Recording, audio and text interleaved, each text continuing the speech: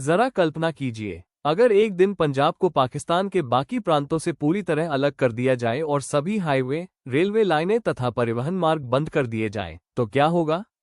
ये केवल एक काल्पनिक और शैक्षिकी परिदृश्य है। कुछ ही दिनों में सप्लाई चेन बुरी तरह प्रभावित हो सकती है। खाद्य पदार्थ, ईंधन, दवाइयां और रोजमर्रा की जरूरी चीजों की आपूर्ति में रुकावट आने लगेगी। कई उद्योगों को कच्चे माल की कमी का सामना करना पड़ सकता है, जबकि व्यापारिक गतिविधियां धीमी पड़ सकती है। पंजाब की कृषि उपज दूसरे प्रांतों तक पहुंचाना मुश्किल हो जाएगा और बंदरगाहों पर आने वाला आयातित सामान देश के अंदर पहुंचने में देरी का शिकार हो सकता है।